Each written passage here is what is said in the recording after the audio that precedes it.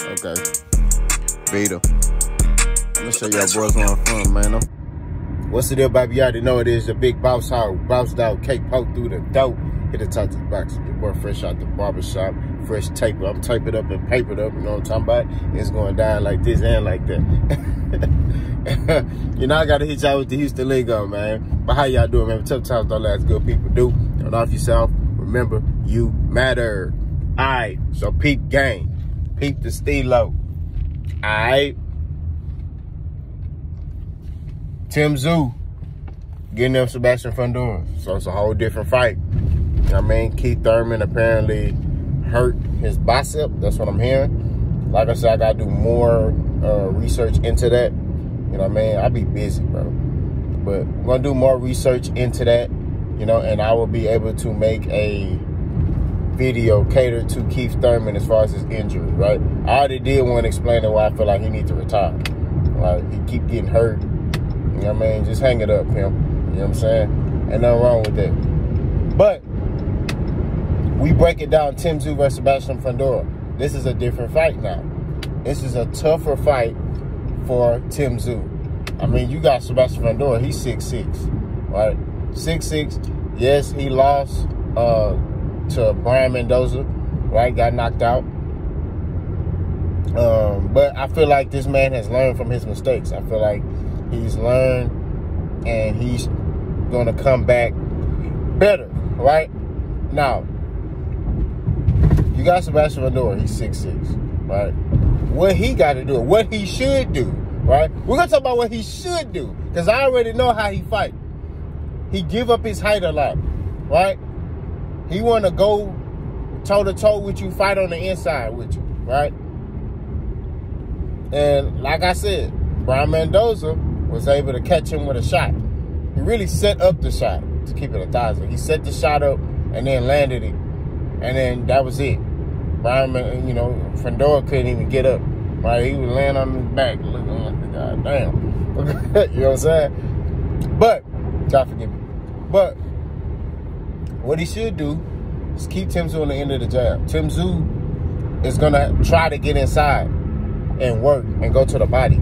So what Slinker Man got to do is stay long. Stay long. Everything long. Pause. Keep Tszyu on the outside. Use a lot of jabs. A lot of jabs. Right? He should be throwing minimum, I say about 60 jabs around in this fight. If it go 12. Not going to lie to you. He should be active with that jab. He should be throwing a lot of jabs. Keeping Tszyu on the outside. Making Tszyu think. Right? Also, I say stay on the outside and box. Right? So don't get engaged with that inside fight. Stay on the outside, right? Kind of like what Bivol did to Canelo, right? He stayed on the outside, used his jab, backed Canelo up on the ropes, worked, didn't get caught up in Canelo's antics when Canelo wanted him to come inside. That's what I feel like Slinker Man got to do.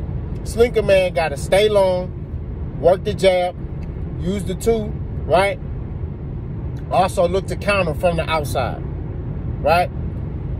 Don't get caught up in that inside game fighting. Look to counter Tszyu from the outside. If he do that, he potentially can hurt Tszyu and stop him or just outbox him for 12 rounds. But let's be real here. Slinker Man gonna get caught up in that game and he gonna try to fight like, you know what I mean, that inside fighting. I don't like saying Mexican style because that's, our Mexicans don't fight like that. You know what I'm saying? I came up in the Hispanic gym. I know some Mexicans that fight like Floyd. You know, I'm not gonna lie to you. You know what I mean? They be in the, you know what I mean? Like, so I'm not gonna put a race on it. I'm just gonna say that he likes to fight aggressive. He wants to come inside, pause, and he want to fight on the inside and brawl with you. You know what I mean? That's what he gonna try to do. What he should do is stay on the outside, stay long, and box, right? And look to counter and set traps from the outside. All you got to do is stay long. You 6'6", bro. I think Tszyu's like 6 feet or something like that. You 6'6", right? And I think he got like a 7-foot wingspan. Man, just keep that ball on the end of your jab. I tell him, stay long with the jab. Keep him on, you know what I mean? Tszyu gonna look to slip inside and get inside. And Tszyu gonna score, you know what I mean, every now and then. But he has to stay long, right? Stay long, stay out of harm's way, keep your head offline, right? Work the jab. Like I said, if he's able to do that, potentially could stop Tszyu or just outbox him for 12 rounds. Now, what Tszyu got to do, move that head, and he got to throw. Like that whole being patient and, you know, I'm just going to be patient and, you know, keep my hands by my chin. Tszyu got to throw, right? He got to throw to get inside. He got to throw a lot of shots to get inside. He don't got to land everything. He just got to throw little dummy punches out there to get a reaction from Fundora so he could get inside and work, right? So if he able to get inside and work, he could break Fundora down and potentially stop him. And that's what I think is going to happen. I think Tszyu will stop Sebastian Fundora, right? I say rounds 8 or 9. Because Fundora going to get caught up in that I want to brawl with you game. You see what I'm saying? I just think Tszyu is too experienced. And I think he's more of a disciplined fighter than Fundora. Fundora has talent, but he doesn't be disciplined. And what I mean by that is, you 6'6". There's no reason why nobody should be getting on the inside. Pause. There's no reason. You 6'6", bro. Stay long. Stay long, work the jab. Keep the jab out there. Throw different type of jabs out there. Up jab, stiff jab, flick jab. You know what I mean? Like, just you should be jabbing that boy head off. Making him think, making him work. Because that's what you got to do. He got to stay long. Nah, this ain't an easy fight for neither guy. Okay? I'm not going to cap. It's a tough fight for both of them. Right? Especially at the last minute for Tszyu to have to make those adjustments. He been preparing for Keith Thurman. Right? And now he's got to switch up his game plan and try to prepare for Slinker Man. It's a tough fight to be at the last minute, right?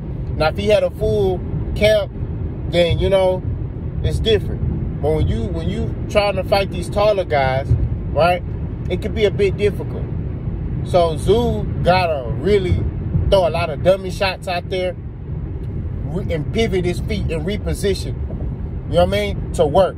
You get what I mean? That's what he got to do in order for him to get his shots off and get inside, pause, and be able to break this dude down. He got to break the Slinker Man down. And I think Tszyu will be able to do that. Not going to lie to you. I think eventually he'll be able to do that. I think it's going to be, the first round going to be a fill-out round. I think he's going to try to fill out, see what he's doing. Second round, he gonna cut it up a little bit. I think each round he going to cut it up a little bit more, and then the stoppage going to come. So, I like this fight. You know what I'm saying? I like this fight. Apparently, they're trying to see if the WBO title could be put on the line. And apparently, the WBC vacant belt is on the line as well. So, like I said before, it's a great fight. I like it. You know, we've seen this before with last minute adjustments. You know what I mean? Like, Dennis Ugas did this with Pacquiao. Jumped in with Pacquiao when Pacquiao was preparing for Errol. Dennis Ugas jumped in, and Dennis Ugas was able to get the job done. Can Slinker Man do that? I don't know. I think Tszyu would still get him. But y'all let me know what y'all think. Let's go.